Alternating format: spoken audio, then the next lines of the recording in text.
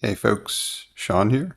And in this episode, I want to talk to you about making sure that you're focusing on completing one step at a time as you're building that funnel of conversions for your users and your B2B SaaS product. Now, I've recently launched a new marketing automation tool. This one dabbles in video.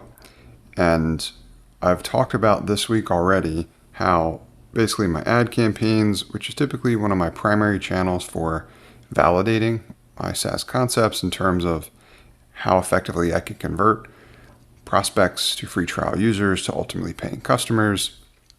And the first steps in that process have been going great for this product. Better than my podcasting tool, which was audio only, that I launched earlier this year.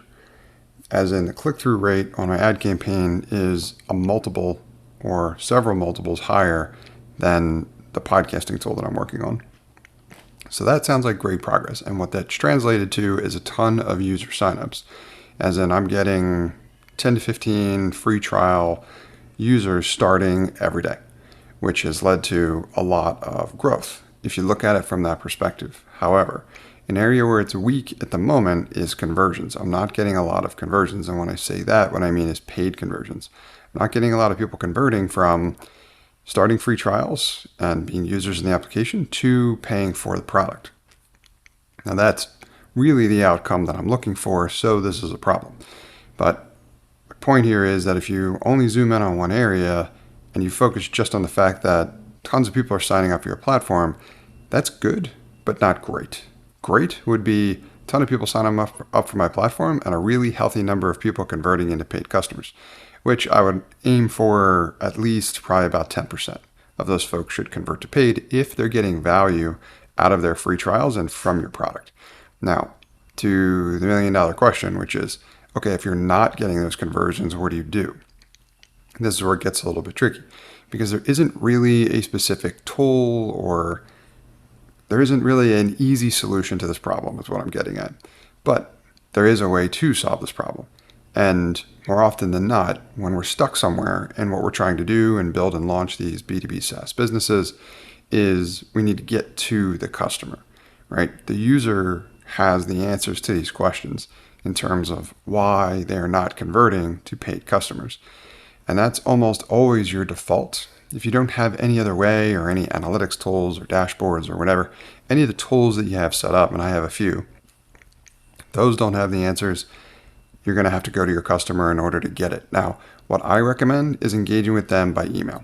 If you're capturing their signups, you can take those emails and you can incorporate them into some type of email marketing tool. I happen to be using MailChimp at the moment, but really any of them should work. And I'm doing this in a fairly automated way. So I've done it two ways.